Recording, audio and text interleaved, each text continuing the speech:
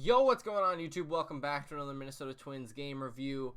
We got an ugly game here with the Chicago White Sox and the Twins. The Twins ended up losing this game 5-1, but we're going to go through it, of course. I really didn't want to make this game review, but since I haven't missed one, I have to do it. My head hurts really bad, and yeah, this was an ugly game, so we're just going to go through it, but man, that's all I got to say is what a bad game it was. I mean, they scored 5 runs. 4 of them were earned because we made another error. We only scored 1, so not that it mattered. But we lost 5-1. They had 10 hits. We had 3. They had an error. We had 2.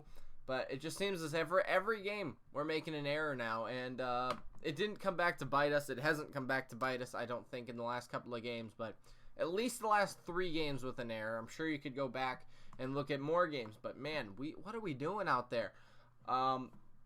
But yeah, this was a bad game in general. I mean, this was a guy, Ivan Nova, who was pitching against us. This guy was like worst in the league in pitching. I mean, his ERA was like 5.5. His home run rates were like 4th in the league. His walks were super high. There was a bunch of stats that like make him such a bad pitcher. And then what does he do? He goes and throws 6 innings of 2-hit baseball. That's exactly what baseball is. I mean, I was even talking to people yesterday at my work, and they were like, yes, look at Nova. His stats suck. This means the Twins are going to get their breakthrough game again. This will send them in the right direction, just like they did against them in the first 2 games. And I'm like, guys, just hold on a second. How many times have we seen this already? We are, 7-2, 8-1, 8-2 against Cy Young winners? And my goodness, how bad are we against people like Ivan Nova? Because this has happened before. Tommy Malone comes to mind. Wade Miley, I think, is the other guy. 2 lefties that are very crafty, but their ERAs were like 4.5 or something at the time. Malone throws to 85 miles an hour most. And what are we doing? Striking out, weak fly balls, can't do a thing against him. And this guy is a guy who literally throws BP. So that just tells you, what baseball is. And we got absolutely handed to us by Nova. And that's just what happens. I mean, it's literally what happens. On the other side of things, Perez, he pitched 6 innings, gave up 7 hits, 3 earned runs, 4 strikeouts, 1 walk. The home run really hurt, but what can you do? We also threw Stashek out there, who gave up 2 hits, 1 earned run. It happens. And then May gave up 1 run, not earned, I should say, in 1 hit. He also struck out 1 as well. But, I mean, this is the kind of help that we need in our bullpen. We can't be giving up runs every single time. Now, granted, it's 1 run, but still, we lost this game. I mean, this is what I'm saying. We lost this game with Perez, right? It's not that, our bullpen guys lost us the game today, but they still gave up a run, right? Can we get a shutdown inning? I mean, that's what we needed, right? Because, let's just say we come back, score 3 runs, and then Stashek gives up a run. Well, then we're down 4-3, and then our bullpen gives up another run to make it 5-3. We had the chance to come back. Granted, we really just had nothing going on in this game at all, but that's just what I'm saying is you can't be giving up a run in the bullpen. I get that it happens, and at least it's not 6 runs in an inning like Blake Parker does, but you just can't be doing that, and we got to figure out a way to shut it down. But yeah, this was just a bad game in general. We're just going to go through the rest of the plays really quickly. I mean, dude, I don't even know what to say. We had 3 hits in this game. 2 of them were by Byron Buxton. The other one was by Gonzalez. I did not like this lineup as much. The reason being, I just don't like, and Garver was in there. That's not what I'm disappointed with. I just don't like Scope in there anymore. I just don't think he's the guy we need. I'm really not a fan of Marwin Gonzalez at first base. So, I don't know. I think there were just a couple of problems with this lineup. It's very similar to the one that's very good, but Arise is in that lineup. He's a rally starter. He's a great guy we need out there. But I think we could trade Scope. That's not the point. The point is, bunch of zeros on the board. I mean, Kepler 0 for 3, Polanco 0 for 3, Cruz 0 for 3, but Polanco and Cruz both did draw walks. The only 2 walks of the game, I should mention. Rosario 0 for 4, Garver 0 for 4, Gonzalez 1 for 3, Sano 0 for 3, and Scope 0 for 3. Byron Buxton went 2 for 3 with 1 run. There you go. Our only run came in the 3rd inning. If you want to look at it, we'll go to the 3rd inning. It was Miguel Sano grounded out to lead off the inning. Then Scope grounded out, so you got 2 outs already. Byron Buxton hit a double, his 27th of the season. Max Kepler was hit by a pitch. That's why he went 0 for 3 without a walk or anything, because he was hit by the pitch. Polanco reached on a fielder's error, which scored Buxton, and that was it. Nelson Cruz walked, but Eddie Rosario popped out. Like I said, that was basically our inning. That was it. That's all we had going on. If you want to look at the rest of the innings, it went 1, 2, 3 in the first. 1, 2, 3 in the second. Skip the third because we just talked about it. 1 single double play in the 4th, so facing the minimum. In the 5th, we went 1, 2, 3 with 2 strikeouts. The 6th, 1, 2, 3. The 7th, 1, 2, 3. The 8th, 1 pop out double play, and the 9th, walk, strikeout, fly out, force out. We had in total, we had 1, 2, 3, 4, 5, 6 base runners the entire game, I believe. 7 if you can't wait. So let me recount that. 1, 2, 3, 4, 5, 6, 7. 7 base runners the entire game. There you go. If you look at runners in scoring position, 0 for 2. There you go. We just hardly didn't even get guys into scoring position. We left 4 guys on base. So yeah, there you go. 3 hits plus the 4 we left on base. 7 total base runners today. But absolutely nothing. I mean, go look. I want you guys to go look at the box score for this. It's batting. I mean, look. This is crazy. I mean, think about how close this was to a perfect game. Not really, but like in theory. I mean, look at it. Buxton had a double. Total bases. Buxton 3, Gonzalez 1. Runners left in scoring position with 2 outs. Eddie Rosario. Grounded into double play. Kepler. Runners in scoring position, 0 for 2. Team left on base, 4. Fielding, error.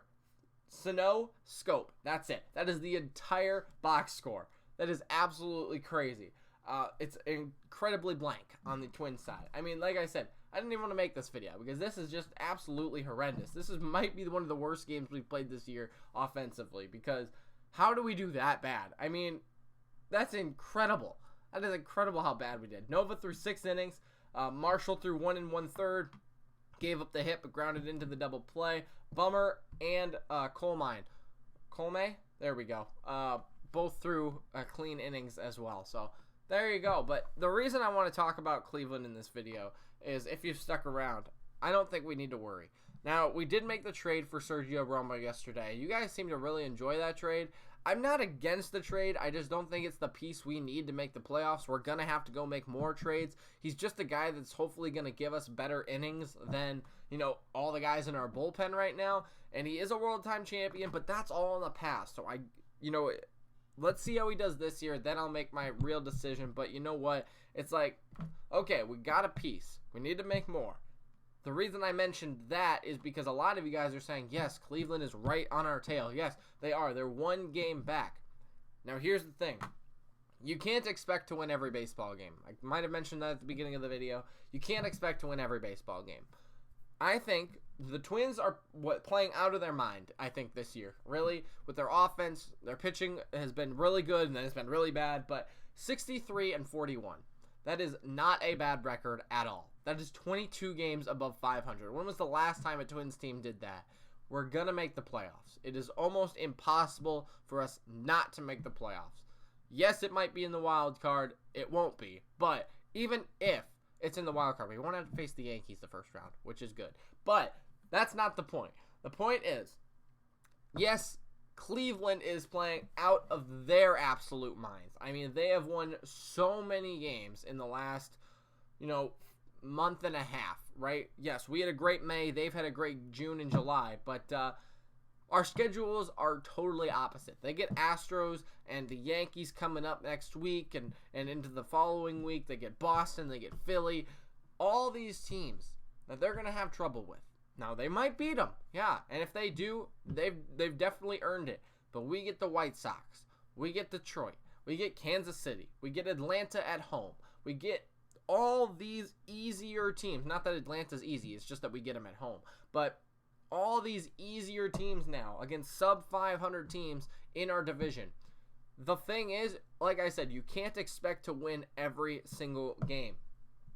You know, Chicago's not the worst team, and we're still going to lose games to Kansas City and Detroit because they're in our division. They know how we pitch. They know how we play. You can't expect to win every game. Cleveland is just blowing us all away, right? They keep winning, but their schedule gets harder. Our schedule gets easier, and even if we can win 2 out of every 3, we should be fine.